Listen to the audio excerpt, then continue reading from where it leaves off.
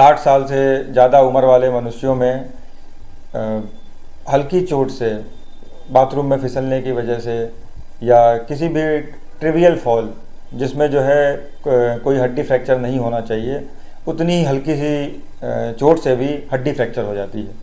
तो मरीज ये कहते हैं कि क्या मेरी हड्डी खड़िया मिट्टी से बनी है क्या जो चटक जा रही है।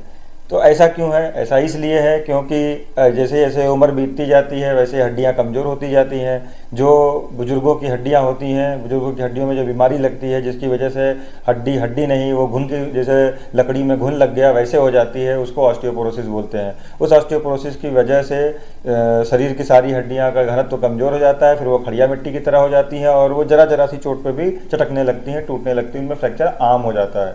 तो ऐसे ही एक जो सबसे ज़्यादा जो हड्डी चटकने का खतरा होता है वो है स्पाइन की हड्डी, क्योंकि स्पाइन की हड्डी जो चौकोर हड्डियाँ जो कि बॉडी की वर्टिब्रा जो कि चौकोर होती हैं, इनमें बॉडी का वेट सर से पैर पे ट्रांसमिट होता है और जब ये वेट इस पर ट्रांसमिट होता है तो वेट ट्रांसमिट होने की वजह से ये हर बार वेट बियर करती हैं और वेट बियर करने की वजह से जब इनमें घनत्व कम होता है तो ये पिचकने लगती हैं। ये चौकोर इस आकृति की नहीं रह जाती हैं, ये चौकोर नहीं रह जाती हैं। चौकोर न होने के बजाय अगर इसको ध्यान से देखें हम तो ये जैसे इस तरीके से 3D व्यू है, तो चौकोर न होकर के ये आगे से आगे ये धंसने लगेंगी, इधर से धंसने लगेंगी, तो ये इनका जो शेप है वो वेज शेप हो जाएगा और यही लंबे समय तक रहा तो पूरी पिचक के चपटी हो जाती हैं। चौकोर के बजाय एक लाइन के फॉर्म में हड्डी, वर्टिब्रा प्लेना बोलते हैं उसको, कि प्लेन हड्डी पड़ी हुई है।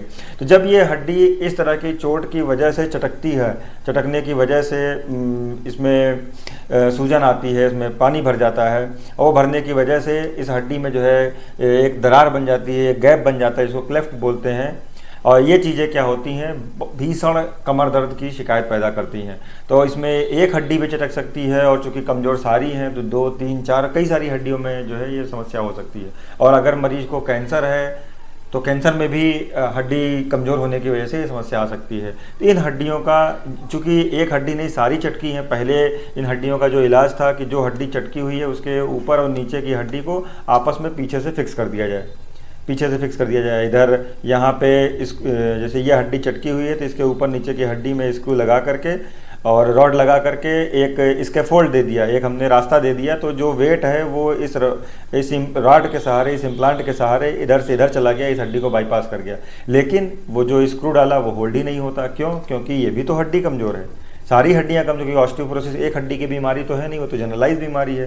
तो आज की डेट में इसी के लिए एक बहुत ही अच्छा प्रोसीजर आया है जिसमें जिस हड्डी में समस्या है उसी हड्डी को टारगेट करते हैं। और ये जो प्रोसीजर आया इसी को हम लोग वर्टिब्रोप्लास्टी या काइपोप्लास्टी बोलते हैं। तो क्या है वर्टिब्रोप्लास्टी, क्या है काइपोप्लास्टी? उसमें कुछ नहीं, ये जो हड्डी है, इस हड्डी को हमें मजबूत करना है, क्योंकि ये हड्डी पिचकी है, इस हड्डी में सूजन है, इसमें क्लेफ्ट है। तो इसको मजबूत करने के लिए हम लोग इस तरीके की वर्टिब्रोप्लास्टी नीडल्स होती हैं, जो कि ऐसी नीडल्स हैं, बड़े साइज़ की हैं, और पीछे पीठ के रास्ते से हम जो है सियाम में देखते हुए, एक्सरे में देखते हुए मरीज के हड्डी से होते हुए सीधे इस अंदर इस जगह पहुंचते हैं जहाँ पे जो हड्डी जो है पिचक रही है, जिस हड्डी में सूजन है। ये वर्टिब्रोप्लास्टी नीडल या काइपोप्लास्टी नीडल, इसी के थ्रू हम इस एरिया में पहुँचते हैं पीछे पीठ के रास्ते से।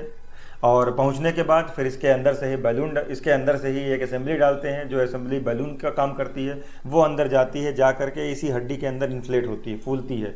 और जब ये फूलेगी, फूलने की वजह से क्या होगा, जो हड्डी पास आ गई थी, चिपक गई थी, वेज शेप हो गई थी, वो फिर से फूलेंगी, इस तरीके से फूलेंगे, फिर से अपना चौकोर रूप ले लेंगी।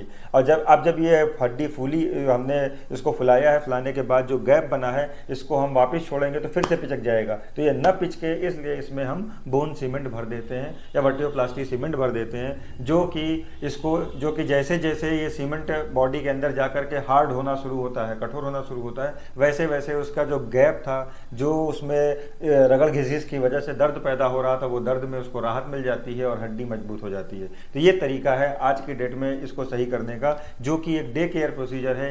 एक ही दिन में सब कुछ हो सकता है, 1.5 घंटे में पूरा प्रोसीजर हम कर सकते हैं। और इस प्रोसीजर के लिए सिर्फ और सिर्फ हमें इस वर्टिब्रोप्लास्टी नीडल को इस एरिया से ले जाते हुए आगे ले जाना है। तो इसमें बहुत बड़ा चीरा मारने की जरूरत नहीं है, इसी के साइज का एक छोटा सा चीरा दोनों साइड, एक साइड या दोनों साइड, वो जो कि MRI में हड्डी को देख करके उसके हिसाब से अंदाजा लगाया जाता है कैसे करना है, या डायरेक्शन के हिसाब से। तो 1 या 2 जितने डालने हो उसके हिसाब से जो है इतने बड़े बड़े मुश्किल से 3 या 4 मिलीमीटर के चीरे लगा करके हम अंदर घुसते हैं, घुस करके सीधे अंदर पहुंच करके सारा काम कर देते हैं। तो ये पूरा प्रोसीजर ओल्ड एज के लिए वरदान है। क्यों? क्योंकि ओल्ड एज में बहुत सारी कोमॉर्बिडिटी होती है जिससे वो पूरे संपूर्ण एनेस्थीसिया के लिए फिट नहीं होते, पूरी बेहोशी के लिए फिट नहीं होते। तो उसको लोकल एनेस्थीसिया में सिर्फ और सिर्फ जहाँ से इसको जाना है वहीं पर दवा दे करके उसको सुन्न करके इसको अंदर प्रोसीड करके और उसके बाद पूरे प्रोसीजर को हम बखूबी पूरा कर सकते हैं।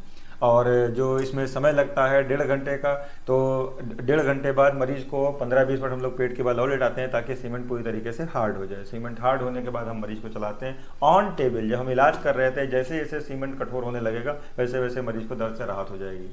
और उसके बाद आधे घंटे बाद जब मरीज को चलाते हैं, मरीज जो कि आया था जब तो बिल्कुल जो है दर्द से करा रहा था, 5 मिनट बैठ नहीं पाता, बैठता है तो टेक लगाना पड़ता है या लेट जाता है, और वो मरीज जो है प्रोसीजर के बाद बिल्कुल फ्री दर्द मुक्त होकर के वो टहलता है, उसको जो है बीमारी से निजात मिल जाती है। लेकिन ये अगर ये और एक हड्डी कमज़ोर है या 2 हड्डी 3 हड्डी जितनी भी हड्डियाँ कमज़ोर हैं सब एक साथ जो है उनको हम इस तरीके से टैकल कर सकते हैं। लेकिन एक बात इसमें एक और गौर फरमाने वाली है कि अगर ये हड्डियाँ कमज़ोर थी, पिचक गई हैं, तो इसके ऊपर नीचे की हड्डियाँ क्या मजबूत हैं? नहीं, वो हड्डियाँ भी जो है कमज़ोर हैं। तो हर एक हड्डी के टूटने के बाद अगली हड्डी के टूटने का 20% रिस्क होता है, और जितनी ज़्यादा हड्डियाँ टूटती जाएंगी तब 10% रिस्क बढ़ता जाता है। तो ये जो हड्डी को टूटने का रिस्क है इसके लिए ज़रूरत है कि हम उसको फिर से जो ऑस्टियोपोरोसिस जो बीमारी जो कि उसको घुन की तरह खा रही है उससे उसको बाहर निकालें। उसे बाहर निकालने के लिए इसमें जो हड्डी बनाने के तत्व होते हैं वो उनको दवाओं के फॉर्म में दिए जाते हैं जो 1-1.5 साल चलाए जाते हैं, जिससे उसकी बाकी की हड्डियाँ मजबूत होती हैं